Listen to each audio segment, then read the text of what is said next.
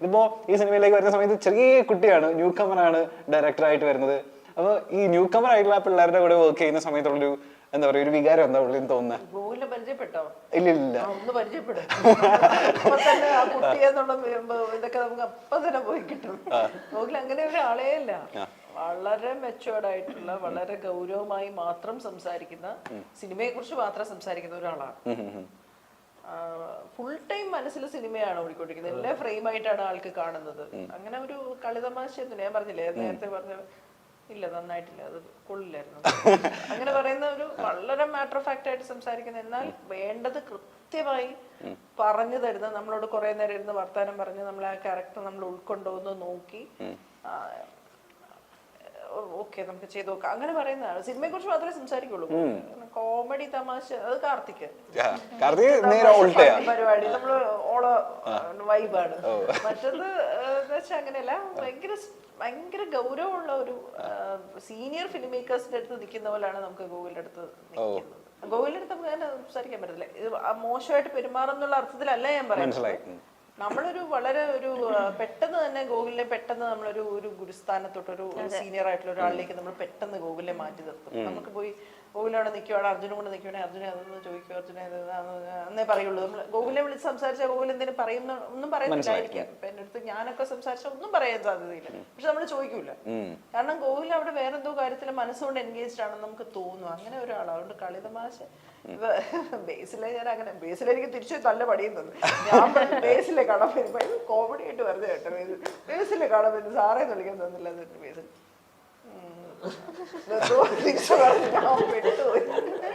ബേസിൽ ഭയങ്കര ബേസിൽ ഇങ്ങനെ ഇങ്ങനെ ചിരിക്കുമല്ലോ, കിളിയൊക്കെ ഇങ്ങനെ പറന്നു പോകുന്നല്ലേ. പക്ഷെ ബേസിൽ അതുപോലെ ഫുൾ ഫോക്കസ് എന്ന് പറയുന്നത് എന്ത് മൈന്യൂട്ടായിട്ട് എന്ത് ചെയ്യണം, എത്ര ചിരിക്കണം, ഏത് അറ്റം വരെ ചിരിക്കണം, അത് എല്ലാം പറഞ്ഞു തരും. അപ്പൊ അങ്ങനെയുള്ള ആൾക്കാരുടെ കൂടെ വർക്ക് ചെയ്യലാണ് ആക്ടേഴ്സിന്റെ ഭാഗ്യം. SmileyTrips.com, India's #1 travel and tourism company. നിങ്ങളുടെ ഡൊമസ്റ്റിക് ആൻഡ് ഇന്റർനാഷണൽ ടൂർ പ്ലാനുകൾ സുഗമമായി ക്രമീകരിക്കും SmileyTrips.com. കൂടുതൽ വിവരങ്ങൾക്ക് SmileyTrips.com എന്ന വെബ്സൈറ്റ് സന്ദർശിക്കുക. സിനിമയിൽ ആദ്യമാണെന്നുണ്ടെങ്കിൽ ഒരുപാട് പരസ്യങ്ങൾ ഇതിനു മുന്നേ ചെയ്തിട്ടുണ്ടെന്ന് തോന്നുന്നു അല്ലേ? ഞാൻ ഇൻസ്റ്റാഗ്രാമിൽ നോക്കിയപ്പോൾ ഒരുപാട് പരസ്യങ്ങളുടെ ക്ലിപ്സ് ഒക്കെ ഇട്ടാകുന്നു. ഇന്റർനാഷണൽ ബ്രാൻഡ്സ് ഒക്കെ ചെയ്തിട്ടുണ്ടോ, അസോസിയേറ്റ് ചെയ്തിട്ടുണ്ടോ? ചിലതൊക്കെ ചെയ്തിട്ടുണ്ട്. ഈ പരസ്യം കണ്ടിട്ടാണോ അപ്പൊ സിനിമയിലേക്ക് വിളിക്കുന്നത് ഡയറക്ടർ? അല്ല, അതിനോട് റിലേറ്റഡ് ഒന്നുമല്ല. That I got something. ഇത് ശരിക്കും ഡെഡിക്കേറ്റഡ് ആയിട്ട് കുറെ സ്ട്രഗിൾ ചെയ്ത് ഓഡിഷൻസ് എല്ലാം കൊടുത്ത് I reached this team somehow, thankfully. And I got into this. ഇനി നമ്മൾ ചെറിയൊരു റൗണ്ടിലേക്ക് പോവാണ്. നിങ്ങൾ 4 പേരും എന്തായാലും കുറെ കാലം ഒരു സിനിമയായിട്ട് അസോസിയേറ്റ് ചെയ്ത് പരസ്പരം അങ്ങോട്ടും ഇങ്ങോട്ടൊക്കെ എന്തെങ്കിലുമൊക്കെ അറിഞ്ഞു കാണുമല്ലോ. നിങ്ങൾക്ക് പരസ്പരം എത്രമാത്രം അങ്ങോട്ടും ഇങ്ങോട്ടും അറിയാം എന്ന് നോക്കാൻ പോവാണ് നമ്മൾ. ലെറ്റ്സ് നോ ഈച്ച് അതർ എന്നുള്ളൊരു റൗണ്ടാണ്. ഓക്കെ, നമുക്കും കുറച്ച് കാര്യങ്ങൾ ക്യൂരിയസ് ആയിട്ട് ഇത് ഈ റൗണ്ടിലേക്ക് കൂടെ മനസ്സിലാക്കാൻ പറ്റുമെന്നാണ് ഞാൻ മനസ്സിലാക്കുന്നത്. ആദ്യത്തെ കാര്യം, മാല പാർവതി ചേച്ചിയുടെ the very first Malayalam cinema ഏതാണെന്ന് അറിയോ? ഏതാ? ടൈം എന്നായിരിക്കും പറയാൻ വരുന്നത്. അല്ലല്ല, നീലത്താമരയല്ല. നീലത്താമരയൊക്കെ മുന്നേ ചേച്ചി ചെയ്തിട്ടുണ്ട്. ടൈം ആണോ? പക്ഷെ ടൈമിനൊക്കെ മുന്നേ മാം ബാലതാരമായിട്ട് മലയാള സിനിമയിൽ അഭിനയിച്ചിട്ടില്ലേ? അത് പക്ഷെ അധികം ആർക്കും അറിയില്ലെന്ന് തോന്നുന്നു. സർവേക്കല്ല് 1978 അല്ലേ? അതെങ്ങനെ അപ്പൊ ആ സിനിമ സംഭവിക്കുന്നത്? സർവേക്കല്ല് ഏത് ക്യാരക്ടറായിട്ട് അഭിനയിച്ചേക്കുന്നത്? ലക്ഷ്മി മാഡത്തിന്റെ ചെറിയ പ്രായം. മാമിന്റെ ചെറുപ്പകാലം അഭിനയിച്ചത് മാമാണ്. എന്റെ മൂത്ത സിസ്റ്റർ ഉണ്ട്. 2 ഘട്ടം വേണമായിരുന്നു. ഒരു ലക്ഷ്മി നടി ലക്ഷ്മി ഇല്ലേ, അവരുടെ 2 പ്രായം. അപ്പൊ അതില് മൂത്ത സിസ്റ്റർ, എന്റെ സിസ്റ്ററാണ് കൂടുതൽ ചെയ്യേണ്ടത്, വീണ വായിക്കുന്നത്, ഊഞ്ഞാലാടുന്നത്. അപ്പൊ അതിനകത്ത് ഒരു പണ്ടേ അവര് മോഹൻ അദ്ദേഹമായിട്ടുള്ള സൗഹൃദം കാണിക്കാനായിട്ട് ഞങ്ങൾ ഊഞ്ഞാലാടുന്നത് അങ്ങനെയൊക്കെയുള്ള സീക്വൻസ് കുറച്ച് ഷൂട്ട് ചെയ്തിട്ടുണ്ട്. അത് എനിക്ക് 5 വയസ്സോ 6 വയസ്സാണ്. നഴ്സറിന്ന് പോയതാ. 6 വയസ്സുള്ളപ്പോ അപ്പൊ 16 വർഷം ശരിക്കും ഇപ്പൊ എക്സ്പീരിയൻസ് അങ്ങനെ നോക്കുകയാണെങ്കിൽ പറയാൻ പറ്റത്തില്ല. അന്ന് ഞാനിങ്ങനെ അത് അച്ഛന്റെ വളരെ അടുത്ത സുഹൃത്ത് ഫാസിമ, തൊപ്പിൽ ഫാസിമാമന് 4 പേരിട്ടതും ഫാസിമാമന്. അപ്പം അദ്ദേഹം ഇങ്ങനെ ആളെ വേണം എന്ന് പറഞ്ഞപ്പോ ഇങ്ങനെ 2 മക്കളെയും വേണം, ചേച്ചിക്കായിരുന്നു. അപ്പൊ എന്നെയും കൂടെ എസ് കെ നായർ സാറ്, മലയാള നാടിന്റെ അദ്ദേഹം മരിച്ചുപോയി.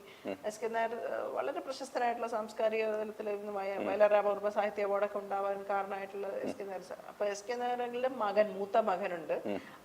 ഞങ്ങളെ 2 കൂടി ഊഞ്ഞാലെടുത്ത് എന്ത് ചെയ്തതെന്നൊക്കെ ആർക്കറിയാം.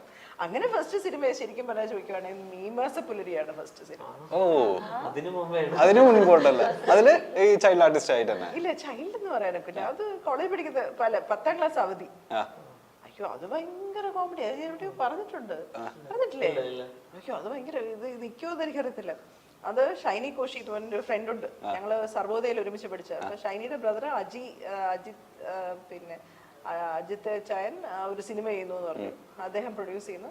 അപ്പോൾ അതിന് കുറെ ആർട്ടിസ്റ്റ് പിള്ളേരെയൊക്കെ ഇങ്ങനെ കോളേജിൽ ഇരിക്കുന്നതായിട്ട് വേണമെന്ന് പറഞ്ഞ് സർവോദയയിലൊക്കെ പിള്ളേരെ ഞങ്ങൾ ഭയങ്കര, ഞാൻ സ്കൂളിൽ മാറിയെങ്കിലും ഭയങ്കര കൂട്ടാണ്. എന്നെയൊക്കെ വിളിച്ച്, ഞാൻ അമ്മയെ വിളിച്ച് പെർമിഷൻ ചോദിച്ചു, അമ്മ സ്കൂളിൽ നിന്ന് ഷൈനിക്ക് എന്തോ ആവശ്യമുണ്ട് പൊയ്ക്കോട്ടായിരുന്നു. അമ്മ പൊയ്ക്കോ എന്ന് പറഞ്ഞു. അപ്പൊ 2 ഡ്രസ്സ് കൂടെ എടുക്കണമെന്ന് പറഞ്ഞു. അങ്ങനെ പോയി. മാർവാനസിലാണ് ഷൂട്ടിങ്. അപ്പൊ ഷാരി പാർവതിയുടെ അടുത്തിരിക്കുന്ന ഒരു ക്യാരക്ടറായിട്ട് ഇങ്ങനെ വന്നു എന്തോന്നോ ഡയലോഗൊക്കെ പറയാം. ചെറിയ ബോളി എന്ന് പറഞ്ഞ് കളിയാക്കുന്ന ഷാരി നമ്മുടെ ഇവിടുത്തെ സ്റ്റുഡന്റ് തന്നെയാണ്, പക്ഷെ വന്നിട്ട് ഇങ്ങനെ റാഗ് ചെയ്യുന്ന പോലെ പാർവതി. അപ്പൊ നമ്മൾ അടുത്തിരിക്കുന്നു. അത് കഴിഞ്ഞപ്പോൾ ഇവര് പറഞ്ഞു വേറൊരു സീൻ തന്നു, വേറൊരു സീനും കൂടെ ഇരുത്തി, പിന്നെ വേറൊരു സീനും. പിന്നെ അത് കഴിഞ്ഞ് ഞങ്ങൾ വൈകുന്നേരം ആയപ്പോഴത്തേക്ക് ഞങ്ങളെ ചിത്രാഞ്ജലി കൊണ്ടുപോയിട്ട് പാർവതി ഞാനും ഷാരിയും കൂടെ ഇങ്ങനെ കയറി പോകുന്നു. എന്നിട്ട് വാതിൽ തുറക്ക് എന്ന് പറയുന്നു. അവിടെ ഒരു പെൺകുട്ടി ആത്മഹത്യ ശ്രമിക്കുന്നു, ഷാരി അടി കൊടുക്കുന്നു. ഇത്രയൊക്കെ സീക്വൻസ് പകുതിയൊക്കെ ഷൂട്ട് ചെയ്തിട്ട് ഞാൻ കാഴ്ചയൊക്കെ കണ്ട് ഹാപ്പി ആയിട്ട് തിരിച്ച് വീട്ടിൽ വന്നപ്പോൾ വീടൊക്കെ ലൈറ്റപ്പ് ചെയ്ത് അച്ഛൻ അങ്ങോട്ടും ഇങ്ങോട്ടും നടക്കുന്നു. ഇറങ്ങി വന്നത് ഒറ്റയടി. ഞാൻ ഭക്ഷണവും കിട്ടിയില്ല, നേരത്തെ ഭക്ഷണം കിട്ടി. അവള് സിനിമ അഭിനയിക്കാൻ പോയി രാത്രി 9 മണി വരെ. നിനക്കറിയാമോ സിനിമ എന്തുവാന്നൊക്കെ പറഞ്ഞ് കുറെ ചീത്ത. അയ്യോ, എന്ത് ചെയ്യണം, ഭക്ഷണവും കിട്ടിയില്ല കേട്ടോ. എന്റെ ദൈവമേ, വല്ല വെള്ളാൻ പറ്റുമോ? അത് കഴിഞ്ഞപ്പോഴത്തേക്ക് പിറ്റേ ദിവസം ശരി ഒരു ബാക്കി എടുക്കണം. എന്ത് ചെയ്യും? അപ്പോഴത്തേക്ക് ഞാൻ പറഞ്ഞു, നാളെ അച്ഛൻ തഴവായി നാട്ടിൽ പോകുന്നു പറയുന്നുണ്ട്, വണ്ടി വിട്ടാൽ ഞാൻ വരാം. അപ്പോഴത്തേക്ക് രാവിലെ ഞാൻ 9 മണിയായപ്പോൾ നോക്കുക, അച്ഛൻ റെഡിയാവുന്നില്ല. 10 മണിയായപ്പോൾ നോക്കുക റെഡിയാവുന്നില്ല. 12 മണിക്ക് വണ്ടി വരാൻ പറഞ്ഞേക്കുക. അത് മൊബൈലൊന്നും ഉള്ള കാലമല്ലല്ലോ. 11 ആയപ്പോൾ അച്ഛൻ്റെ അടുത്ത് പത്രം വാങ്ങിയൊന്നും പോകുന്നില്ല. പിന്നെന്തോ ഇങ്ങനെ 12 മണിക്ക് ശനിവരെ വണ്ടി വെളിയിൽ വന്നിട്ടുണ്ട്. വണ്ടി വെളിയിൽ വന്ന് ഞാനെന്തോ ഞാൻ വീട്ടിന്റെ മതിലെടുത്ത് ചാടി, അപ്പുറത്തെ വീട്ടിലെ മതിലെടുത്ത് ചാടി, അപ്പുറത്തെ മതിലെടുത്ത്. പിന്നെ രഞ്ജിത്ത് സാർ, അത് ഡയറക്ടർ രഞ്ജിത്ത് ഉണ്ടായിരുന്നു. അപ്പൊ അദ്ദേഹം പിന്നെ അന്ന് ഹരി എന്ന് പറഞ്ഞ വെള്ളിക്കണ്ണുള്ള ഹരി മരിച്ചു ചെയ്തായിരുന്നു. അങ്ങനെ 2-3 പേരാണ് അതിനകത്ത് ഉണ്ടായിരുന്നത്.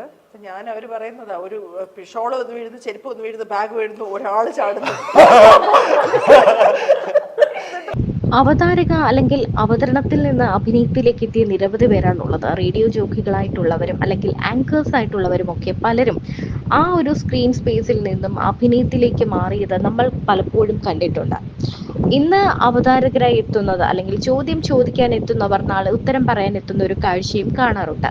അത്തരത്തിൽ അവതരണത്തിലൂടെ എത്തി അഭിനയത്തിലേക്ക് എത്തിയ ആളാണ് മാലാ പാർവതി. എന്നാൽ ഒരിക്കലും താൻ അങ്ങനെ ഒരു രംഗത്തേക്ക് എത്തും എന്ന് താൻ ഒരിക്കലും ചിന്തിച്ചിട്ടില്ല എന്ന് തുറന്നു പറയുകയാണ് താരം.